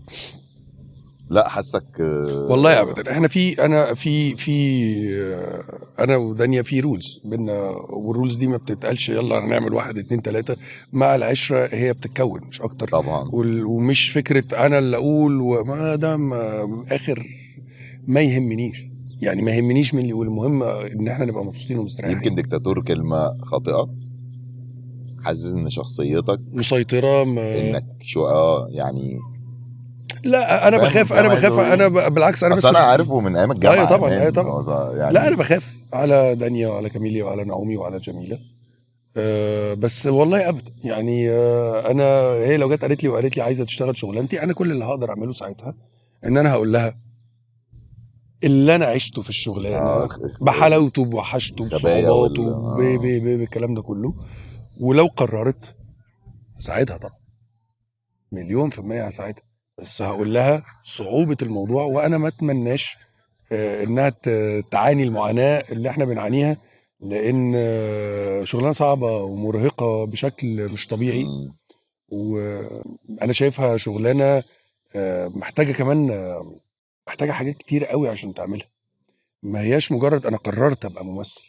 خلي بالك ما هي ابوها وعمها مم. يا ما انا بقول لك، ما هو طبيعي يعني جدا ان ممكن هتعرف توصل للفرص بسهوله. ما هي عشان انا كل برضو بقى تثبت نفسها ولا ما تثبتش لا دي لا قصه انا تانية. بالنسبه لي برضو انا ما احبش ان بنتي تخش حاجه وتبقى هي مش جاهزه لها. يعني انا هقول كل حاجه عندي وهقول صعوبه الحاجه واقول والقرار في الاخر قرارها وهساعدها وكل حاجه، بس انا مش هجاملها في حاجه تخلي شكلها وحش. يعني لو انا شايفها انها مش كويسه او مش ماشيه كويس او مفيش تطور، انا هقول لها بلاش. مش عافيه هي، بس مش توريث يعني. وانت انا لو بنتك قالت خلي لك بالك، بس انا عايز اقول لك على حاجه. انت اصعب حاجه كمان ان انت، انا ما بتكلمش على نفسي، يعني انا شايف ان اصعب حاجه في جيلنا مثلا ولاد الممثلين ان اهاليهم كانوا عظماء عظماء وولادهم ينجحوا. دي صعبه قوي. يعني دايما عشان يجي بيحاول يملى مكان معين مش مش موضوع بتاعه. يملى، انت فكره طول الوقت انت هتقارن. يعني مثلا محمد امام انا شايف ان هو عامل انجاز مش طبيعي، ان هو نجم من اهم النجوم في جيلنا طبعا وليه كل التقدير. انه ان باباه يبقى الاستاذ عادل لا امام. بعيدة طبعا قوي الناس تقول لك ده اتخدم، لا ده اصعب، لان انت طول الوقت بيتقارن بحاجته وطول الوقت بيقارن. لا انت فاهم، وكله بقى يمشي على كده، على احمد سعداني، كريم محمود عبد العزيز، كل ما هم صح. الموضوع صعب جدا يعني. صح والله يعني. وانت يا استاذ؟ انا هخليها تتكلم مع كريم بقى بتكلم يقول لها بجد على والله. الحلو والوحش. لا لو سينا جت قالت لك عايزه ابقى ممثله، بس خلي بالك والله. انا مش طب انا ما هقول لك انا اتجوزتش حاجه، وأنا انا عايز هجيب لك تفهم. فانا عايز افهم دماغاتكم فين. انا هقول لان لك انا انا حاجه متخيل اسهل. دلوقتي لو سالتني دلوقتي اقول لك مفيش اصلا، يعني ماشي هتناقش بس هوصله انه لا، طب ليه بقى؟ عشان انا عايش الحياه مش عجباني، طب ما مش ممكن يعيش وهو تعجبه؟ عشان ما هي مش حلوه. ما هي مش حلوه من وجهه نظرك، مش يمكن هو لا لما انا يعيش بتكلم هتعجبه؟ على اساسات الحياه يا مان. لا الكار نفسه انت يعني في حاجات كل حاجه فيها حاجه صعوباتها، وكل شغلانه وليها يمكن شغلانتنا صعبه جدا ومن اصعب الشغلانات، بس في الاخر انت ليه بتحكم على رحلته من تجربتك؟ يعني انت تنصح وتبقى مستشار، ممكن بعد وده ما طبيعي. اخلف بقى لا انت واحن تخلف وكده. بعد ما تخلف لان انت انا لا، اسمع لا، ان كل حاجة بتتغير. الضنا بيخليك تتحول اصلا انت طول الوقت عايزه يبقى شخصيته قوية وعايزه يبقى صاحب قرار وده غصب عنك ان انت هتفكر فيه. فعشان كده بقول لك بالعكس، انت هتقول له من خبرتك، بس فكرة لا دي ليه تحكم على حد من انا بستغرب جدا الاهالي بس يقول لك معلش انا اسف، معلش انا بس الحوار ده عاجبني. هو لا دي كانت بتتقال لنا واحنا صغيرين، هل ده كان صح؟ بس ما احنا نجحنا اهو. ايوه اتقال لك لا على ايه حسب. احنا طريقه، انا على فكره مش بتكلم على ابويا وامي تحديدا، ويا عم انا لو بتتكلم عليهم يعني انا انت ما بتكلم قلتش على حاجة غلط. جيلنا. لا احنا كان بيتقال لنا لا، كنا بالاجبار بنعمل حاجات ما مش هو عايزين خلي بالك يا نعملها، بس لا على ايه؟ يعني هل انت مثلا بنتي وكنا هتيجي تقول بنتضرب ساعات. الجيل بتاعنا كان انا فاهم ممكن تنزل يعني مدرس كان موافق. ضربك بالمسطره اصلا، ده دلوقتي ماشي. لو اتعمل يتسجن. ما انا موافق. انا ده انت فكرك يعني ان حد ممكن يعمل لبنتي كده؟ ما هو ده اللي بقوله بقى. لا اصلا. وانت ما حصلكش كده؟ لا ماشي، بس انا بقول لك هل انت متخيل ان انا ممكن؟ لا انا ما حصليش كده، لان انا شخصيتي من وانا صغير عامل كده. يعني حتى في اي رياضه لعبتها وكان ممكن مدرب يضرب مش عارف ايه، كان بتيجي عندي وبتعدي. يعني انا من زمان عامل ما بهزرش ماشي، في بس اللي الحته دي. حواليك بيحصل فيهم كده. انا موافق، بس انا احنا بنتكلم في نقطه تانية. سيبك من الضرب وسيبك من القصه دي، لان فكره الضرب والحاجات دي كلها في قصه تربيه بقى، ده موضوع تاني دي خالص. قصه تربيه وحاجه تانية. بس لا على حاجه بالعكس، انا شايف ان كل ما هو هيعلمه تجاربه مش تجاربك. يعني اللي وصلك لشخصيتك دي تجاربك، صح ولا لا؟ بس هما جزء منها، مين؟ المدرس او الام او الاب او موافقك. اللي ما هو ده حصل لك. التجارب اللي انت عديت بيها. انت مش عايزه يعدي بحاجه خالص، انت عايزه يعدي باللي انت عديت بيه. انت عايز تفلتر كل الوحش اللي حصل لك بس، او انت من وجهه نظرك انه وحش. مش يمكن الوحش ده هو اللي خليك كويس. انت عايز ايه؟ انت بس فاهم هو قصدي ايه؟ ما انتوا بس كنتوا بتتكلموا في حاجتين احنا منفصلين. دخلنا في هم بس انت أنا بتتكلم على التمثيل بعينه، لا لا لا إن هو- والله لا، لا هو لا قصدي لا خالص، بيتكلم- لا هو لا والله بيتكلم على كريم، لا التمثيل ده انا بعينه. بالعكس، ده انا فاهمه كويس قوي. هو ده انا بتكلم في العموم، لا ما بتكلمش على التمثيل انت بعينه. بتتكلم في العموم، هو كان بيسال على التمثيل بعينه. التمثيل دي مهنه احنا مهنه احنا عظيمه. خلصنا بس التمثيل لما انا آه. سالتك، هو سالني، فانا لما رديت دخلنا في التربيه عامه ان جنرال. لا، التربية يعني عامة. انا بشوف انا والجيل بشوف انا دلوقتي. بشوف طول الوقت ان انت لازم عينك تبقى عليهم، ولازم ان انت تبقى واخد بالك منهم والكلام ده كله، بس لازم طول الوقت تخليه يعيش تجربته. لازم هي ما ملهاش حل ينفعش غير يعيش ان انت تجربتك انت. بتدي معلومات. انت زي مستشار كده. هي مثلا البنت بتيجي تقول لك مثلا عايز اعمل كذا كذا كذا، فبتقول لها بصي يا بنت الحلال، انا شايف انه لا، بس انا هحكي لك ليه كذا المميزات والعيوب. انت بالنسبه لك العيوب دي متقبلها، بالظبط. وسيبها هي تقعد تفكر وترجع لك جرب تاني. يا طب عم. والغلط؟ يعني غلط زي ايه؟ ما انت ما تجيش لو تقول جت عايز تعمل حاجه غلط، ايه بقى الغلط؟ غلط بحت. تعالى يعني بقى اللي هو ايه، غلط تعالى عايز نقول اشرب الغلط. سيجاره يا عم، بتقعد لا، إيه ده؟ إيه تتكلم علاقة معاها ده في بده؟ الاول. اي نوع من انواع الغلط يا جماعه. ما هو لا ما غلط، ما نقول لا طبعا. يعني ما غلط في حاجات طبيعي واضحه انا اقول يعني. لا. ايوه، يعني ما مش تقعد طبيعي. تقول لها التدخين واصل لا، وهو بتشرح لها برضه. لا لا مش لا لازم هشرح تشرح لها. طبعا. وهي قالت لك طب انا يا معلم عايز اشرب. لا مش لا حاجه اسمها لا كده، انا يعني ما بتمشيش هشرح. كده. طيب ما يبقى- بتمشيش ان انت بتبقى اللي هو طب يا لا يا معلم هي بتمشي اللي هو انت بتشرح كل الجوانب. حلو. ودي حاجه معروف، يعني انت بتتكلم برضو في حاجه زي السجاير، دي حاجه مفهوم انها بس انا عايز اقول غلط. لك على حاجه، خط. بس الموضوع ما يعني فيهوش اكيد يعني اكيد انا لو حد عندي ولد مثلا او احمد جه قال لي انا هشرب سجاير، اكيد هقول له على كل حاجه لا والكلام ده كله. لو هو مش صاحبي هيعملها من ورايا كده كده لا اكيد. كده. ما احنا عملنا فكره لا وبتاع، ما نعمل نفسنا، ما انت كلنا انت عملنا عملت كده. مش كده، انا بقول لك. انما هو انت لازم توصل لحته كده بالانس.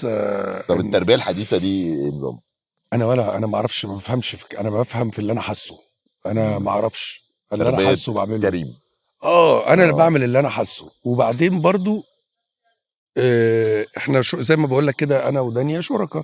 انا دايما بشوف طول الوقت ان هي عليها الحمل الاكبر والعبء الاكبر في حته التربيه، لان انت كأب طول الوقت بعيد عن البيت، سواء في شغلك بترجع ممكن ما تشوفهمش باليومين ثلاثه، ودي حاجه صعبه وقاسيه جدا.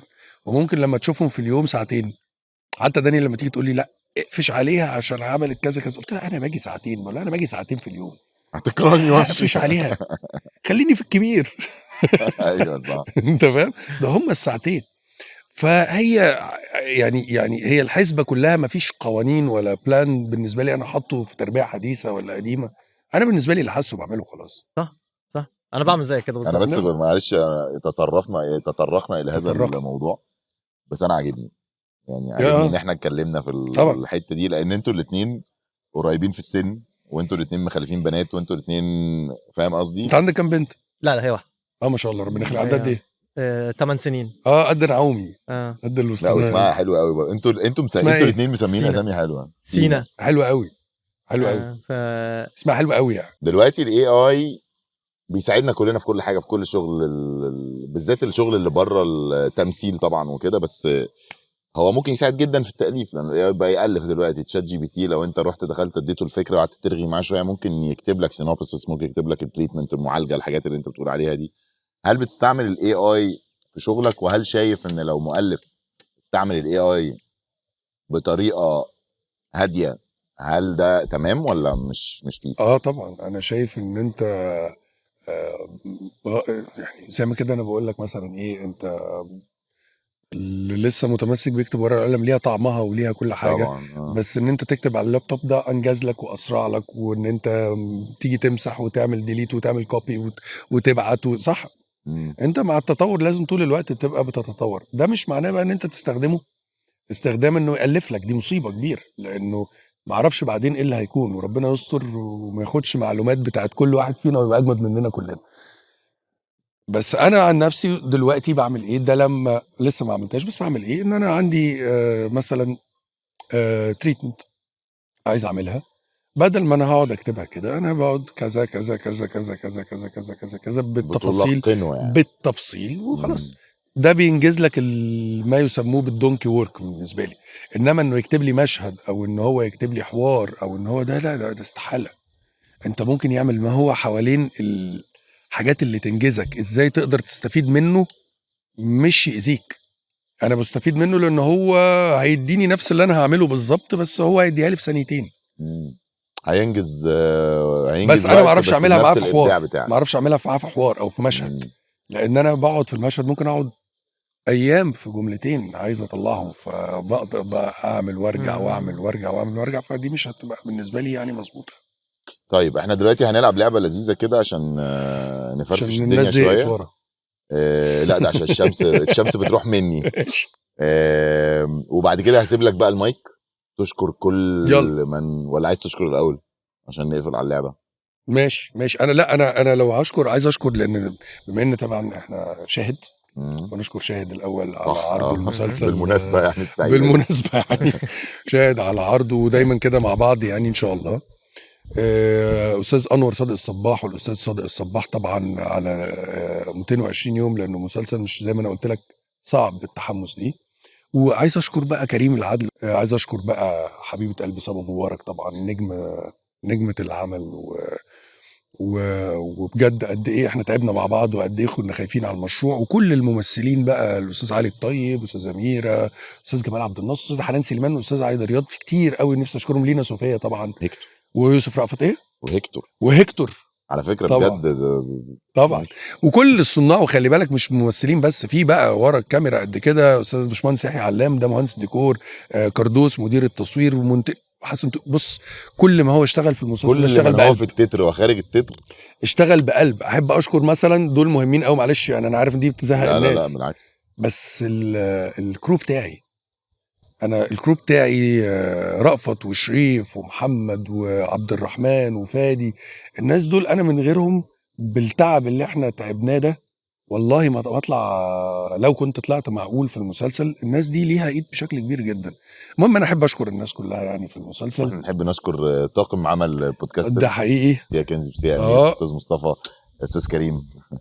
عايز اشكر كريم. الراجل اللي جاب لي الراجل اللي جاب لي الكوفي سخنه مش ساعه. يلا نلعب. يلا.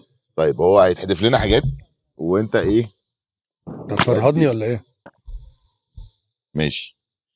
ده بيقول لك لو انت هتكتب سيناريو دلوقتي، انت كنت قلت في نص الحلقه ايه اللوج لاين، ان كل سيناريو بيبقى فيه كانت بدايه الفكره. لو هنكتب سيناريو دلوقتي هيبقى ايه الفكره بتاعته؟ هتبقى الفكره بتاعته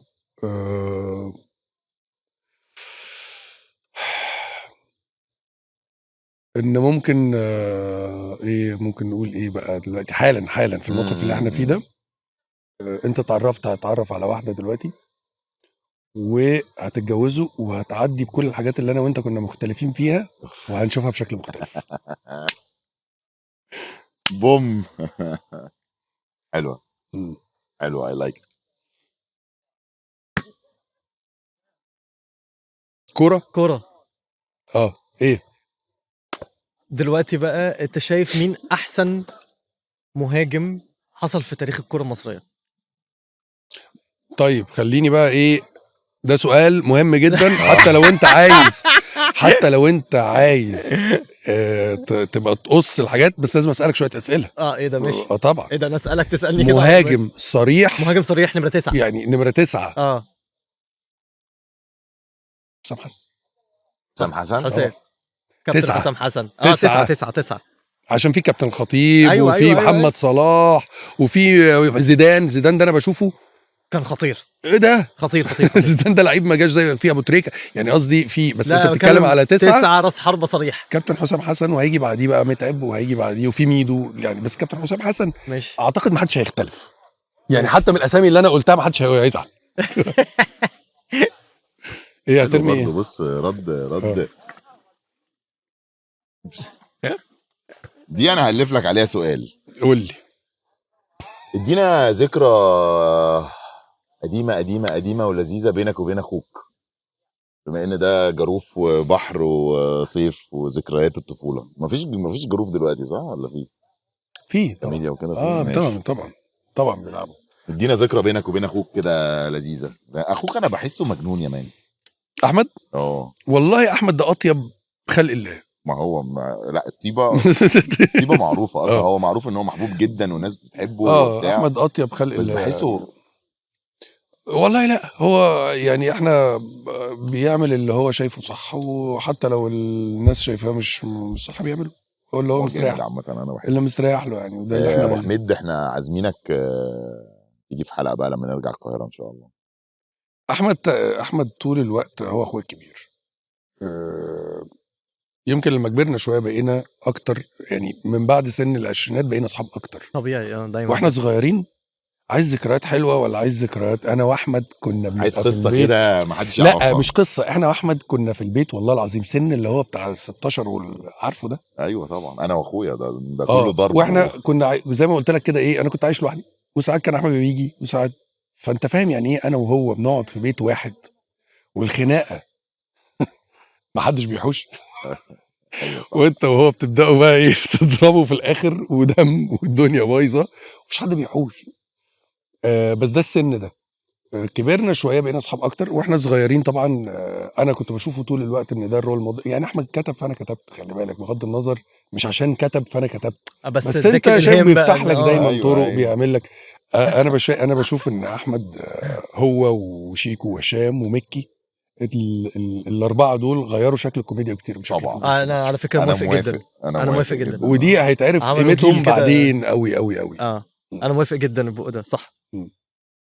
مفيش قصه بقى معينه والله اصل حاسس ان بينكم حاجات كتير قوي طبعا مليون الف حاجه. اصل انت ده في مليون الف حاجه. اصل القصص اللي بتتحكي في حاجه ما بتتحكيش وفي حاجات هي انا عايز اللي ما تحكيش. طب ليه طيب لا والله ما تحكيش دي. لا يعني ما فيش حاجه قوي اقدر احكيها لك غير ان احمد بالنسبه لي هو اخويا الكبير والناس بتقول عليا دايما ان انا العاقل والراسي، بس في الاول وفي الاخر هو اخويا الكبير ودايما بحس ان هو اللي ظهري مش انا اللي ظهره. خلاص في حاجه تانية انت ترمي الدمبل دي؟ لا هترمي الدمبل دي. اخبار الجيم ايه يا ريس؟ اهو بنحاول والله. لا ما تحاولش. بص السؤال ده بس نعلي له المايك كده. ماشي. تمثل بطوله مع جان؟ طبعا عادي يعني ان انا وانت نمثل مع بعض ماشي. لا انت السؤال مجان صح؟ انت ايه علاقتك بالسؤال؟ انا جان. تحب تقول اي حاجه قبل ما؟ لا انا احب. بص الحين الشمس ازاي على على السنتوفة. لا انا عايز اقول لك ان انا مبسوط قوي. وعلى فكره الحلقه دي اترتبت في اقل من 48 ساعه. كلمته اول امبارح يعني. انت فين؟ قال لي انا في الساحل. لا اكشلي ابتدت عشان برضو حطوا لنا البتاع دي في ماشي. ابتدت ان هو كان عامل فيديو من على اللاجون او على البحر صح تمام. واخد سيلفي كده وعامل فيديو بيقول يا جماعه انا مبسوط من التعليقات على 220 يوم لان هو كان لسه تقريبا نزل من 3 حلقات. بالظبط. فانا دخلت بصيت على الفيديو لقيت طبعا التاني واستفزيت لان احنا بقالنا 4 مرات بنيجي هنا عمالين نصور زي الكلاب البلدي. ايوه متبهدلين وما نزلناش بحر خالص. لا يعني نزلنا دلوقتي مرتين بس وقت ما شفت كده ما كناش لسه. فحسيت كده بمذله كده خفيفه فقمت داخل كاتب له طب بقول لك ايه بما انك في الساحل حاجه كده يعني اللي هو ايه طب ما تعدي نصور. فما قال لي يلا بينا والناس بقى لايكات ايمو ما تيجي تصور بجد يلا بينا. انت فين؟ انا لسه هناك. طب انا جاي بكره بعد بكره نصور بالظبط. بس الحبيبي وعشره عمر وانت طبعا يا كريم يعني ما يعني راجل جميل وما اقدرش اقول لكم لا. اتبسطت قوي معاكم. في ناس انا برضو احب اذكرها. محمود زهران مؤلف مسلسل 220 يوم. نادين وسمر اللي كتبوا الحوار. دول برضو انا ما قلتش اساميهم قلتهم في الاول خالص. دول انا بشكرهم جدا لان تعبوا جدا جدا وتعبوا معايا جدا جدا. بشكرك بقى جدا وبشكرك جدا ان انا كنت معاكم النهارده. شكرا انك جيت. وبجد انا عايز اقول لكم ان انتوا في وقت قصير جدا بقيتوا حاجه يعني بعيدا عن التمثيل. انا مش بتكلم على دي، انا بتكلم على البودكاست. البودكاست وهستناك بقى نمثل مع بعض. يلا بقى يا مان. ما انت مش انت بتالف الف لنا حاجه. جنين يلا جنين في الحينتين. كان معكم كريم فهمي من البودكاسترز وكريم ريحان وباسل الزارو من قلب مراسي ومن احلى الحلقات والجنات في الحنتات. شكرا. مثلا انا عايز نفسي ابقى افتح شانل يوتيوب. حلو. انا شايف العيال الصغيره اللي بتقعد تلعب بالحاجات والانبوكسنج والعارف الحاجات دي. فلما تقعد معاها مثلا قلت لها بس طب انا عندي سؤال. انت مثلا اوكي ان ناس كتير قوي هتقعد تتفرج عليكي؟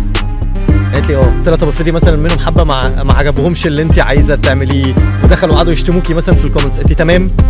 لقيتها بتقول لي لا. قلت لها يبقى بلاش. قالت لي طب والله تصدق فاهم. فانت اما بتتكلم في الحاجات دي لازم بتبقى بتشرح بالجوانب اللي العيل مش شايفها.